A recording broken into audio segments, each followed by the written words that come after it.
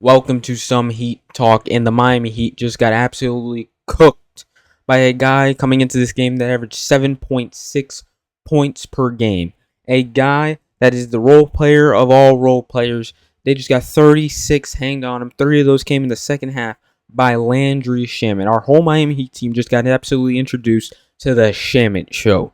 140 to 132 at MSG. The Miami Heat lose in a game they probably could have won if they rebounded like a half-decent team and they're able to guard a guy named LANDRY SHAMET. I mean, half of you probably never heard of LANDRY SHAMET before. If you're a good NBA fan, you know basketball. LANDRY SHAMET has had some, games where he does go shooting bananas, but against the Miami Heat, it hurts. It hurts because losing to the Knicks hurts, as always, especially on national television, and the Miami Heat aren't going to be on national television because they just got booted off on Wednesday for about a smooth minute.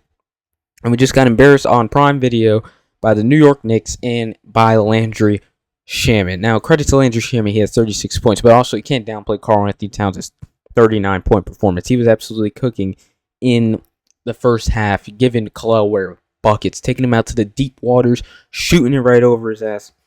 He hit 6 threes, and then driving in on him at will and just doing what he wanted. Had 29 points in the first half. So it was first half Cat, LANDRY SHAMET in the second. And the reason the Miami Heat, lost this game is because of the rebounding. They're now been out-rebounded in 7 straight games. Looking at the box score, it's not that bad. They only got out-rebounded by 5, according to the box score, 51 to 46. And those 5 came on the offensive boards. But it just seemed like they got out-rebounded by a million. And when they did get out-rebounded, it was crucial. Those offensive rebounds that the Knicks constantly were getting in the fourth quarter were crucial. The Miami Heat felt like rebounding was optional. Norman Powell couldn't grab a board. Khalil Ware, 7 foot, who knows how long of his wingspan is. He couldn't grab a board. Andrew Wiggins couldn't grab a board. Andrew Wiggins also couldn't hit a shot today. But it came down to the rebounding, which it came down to in the last game against the Cavs. It came down to a couple games ago against the Nuggets. It came down. We got a rebound 7 straight games. It's been an issue with Bam, without Bam, but it's gotten worse without Bam, that's for sure. And also, the paint presence was awful this game. It was awful. Khalil Ware was getting worked on in the paint. And then when Nikola Jovic came in, he was getting worked on in the paint. It didn't matter. It didn't matter. And Jovic got in foul trouble. As you know, that's like our backup big man right now because Bam's out. So he's our second biggest guy when Khalil Ware has to go sit down. He got in foul trouble. So we had to see Kashad Johnson out there. And Kashad Johnson, looking at the box score, only played 2 minutes this game. It felt like he played at least 10. It felt like Kashad Johnson played at least 10. That's how locked in I was during the Kashad Johnson minutes. Because I was scared that we were going to get absolutely cooked. And he did give up some points. He got absolutely cooked by Josh Hart, and Josh Hart started talking shit at the end of the first half, and to put them up 10. This video is going to be all over the place because I got a lot of things that I'm mad at right now because of the way we lost this game, and I feel like we should have won this game. And one thing I'm mad at is I'm tired of the people saying Nikola Jovic is inconsistent. Nikola Jovic is not inconsistent. If he was inconsistent, he would have 15 points, 10 points, then he'll go for 3, and then he'll have 29 points, and then he'll have 10, 15. No, he's been garbage. He's been garbage. I don't want to hear it. He's been garbage. He had 29 points against the Blazers. That was it. That was his only good game of the season. Other than that, the guy cannot play defense. He's 6'10" for no reason. He plays defense with his hands down, but he needs to go get in the weight room for sure. That's 100% because he couldn't post up LANDRY SHAMET. And then for some reason, he's due for at least an airball 3 every single game.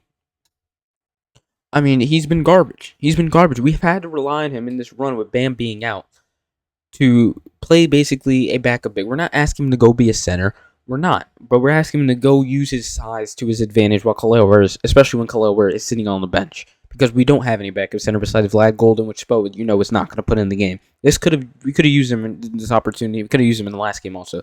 But Spo, is not going to put Vlad Golden in the game unless someone goes down and gets hurt.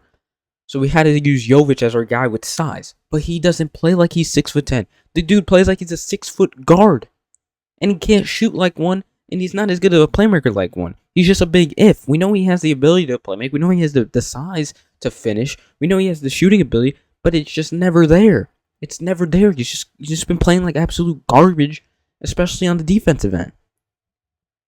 And as you can see, we're missing Bam. This game was the most evident that we are missing our captain, our guy, Bam Adebayo. And it just shows how much falls on to Bam Adebayo.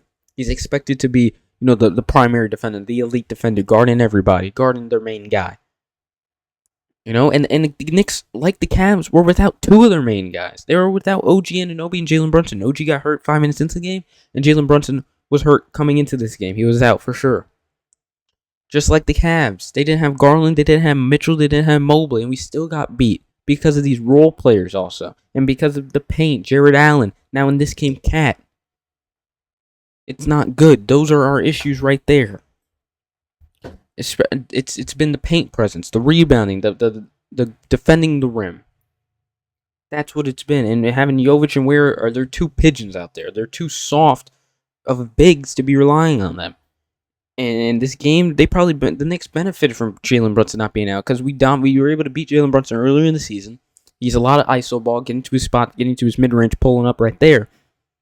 Cat was able to have the ball in his hands more now. Without Brunson, Cat was able to have the ball in his hands.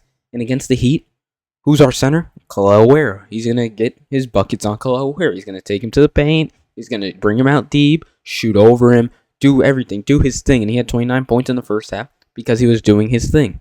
Now, we saw Hawkes in the second half get on him more. Wiggins get on him more. Spo made some adjustments. He only had 10 points in the second half. But the second half, as I just told you, Landry fucking Shamet came out of the woodworks and had 30. It was the two guards from the New York Knicks that killed us. 24 points from Clarkson and 36 from Landry Shamet. That's 60 points off the bench right there. Plus Josh Hart's 12. That's 72 points off the bench from two bench players. They had more than half of their points off the bench. That's where we got killed by, And the crazy part is, I'm also talking about the paint presence, but Mitchell Robinson, we took him out the game because he was in foul trouble early. He only played, 14 minutes? Insane. Now, these bench players did play increased minutes because the likes of OG Anunoby, Jalen Brunson, and Mitchell Robinson were basically all out of the game. But still, these are guys that play on the bench for a reason. Landry Shamet averages only 8 points for a reason. He's there to shoot, and that's it. He's not there to take over a game like he did tonight against the Miami Heat. Which was awful.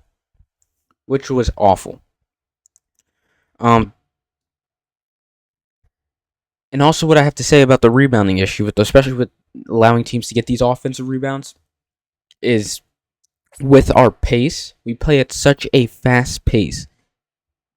To expect these players, no matter how good we pride ourselves on cardio, no matter how good the Miami Heat culture cardio is, tell these players to go get down the court, get a bucket, come on the other end, play 20 seconds of defense, get the stop, but then not grab the board, and then have to play another 14 seconds of defense with the shot clock resets, that's tiring. And then we're not able to go score on the other end because we're so damn tired. And that's the player's fault for obviously not grabbing the initial rebound.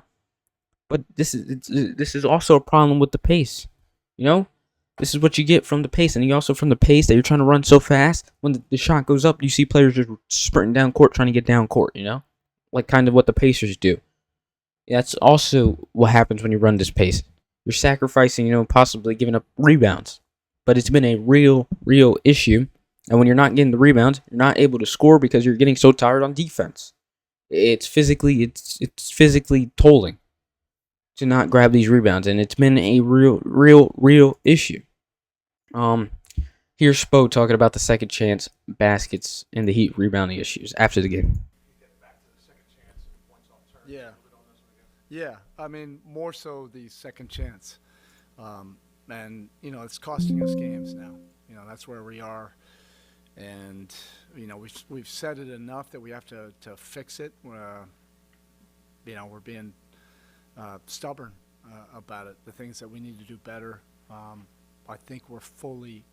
feel like we're fully capable of doing it. Is it easy? Winning is not easy in this league.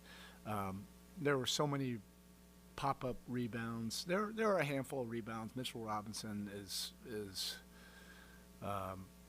phenomenal at what he does. But there are several double-digit rebounds from 12 feet out that we could not secure. We were leaking out, or not just going and get it. We were right next to it. Probably a half dozen bobbles, touch the ball, don't come up with it. Look, we said enough. Well, as a staff, we're going to get to work. We'll find out what's what and what we have to correct. But we feel that it's fully in our ability to do it. I mean, you can't say enough. Look, I did say Mitchell Robinson played 14 minutes. He was barely on the court because we got him in foul trouble, but he had 10 rebounds. He had 10 rebounds in 14 minutes. You know, Cat had 11 rebounds. Josh Hart had 12 rebounds. It's just, it was constant. It was an issue. It was an evident issue. No matter if you look at the box score, as you say, the box score never really tells the whole story. And we only got out rebounded by 5 rebounds, at 5 offensive rebounds. But that costed us the game, for sure. And we have another game against the Knicks on Monday. Jalen Brunson probably will be out. I'm pretty sure he'll be out. He's expected to be out for 1 to 2 weeks, so he'll probably be out on Monday. So they're going to have the same lineup. I don't know how serious what OG went out with exactly. But, so we're going to be with the same team on Monday. But hopefully, Bam at this point, who's been day-to-day for what would be 10 days by Monday, can be back. I understand that left toe, big toe bruise, strain, whatever it's called, is brutal. As I said plenty of times, you jump off the big toe, you run off the big toe. It's the most important toe, especially when it comes to playing basketball. But hopefully he'll be fine by then, and we can come back home with Bam. And also remember, Tyler's listed return date was November 17th against the Knicks. So that's on Monday. That's that game.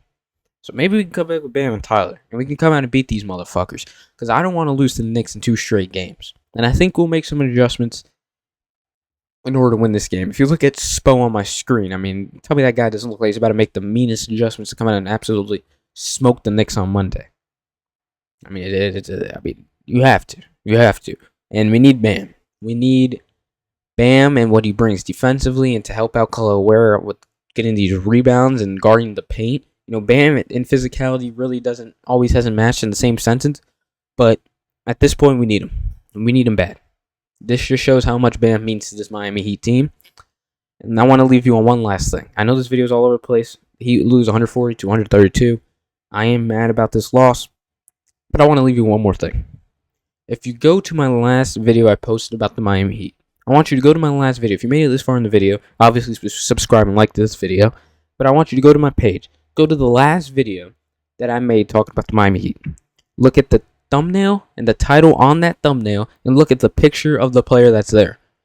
And after this game, tell me, I know you like what we have now, but please tell me, doesn't that player seem even nice at the moment? That's all I want to say. Just think about it. Just think about that player possibly being on the Miami Heat. Thank you for watching, and as always, we'll be back Monday. We'll probably have a video before then, of course, talking about the Miami Heat. Let's go Heat.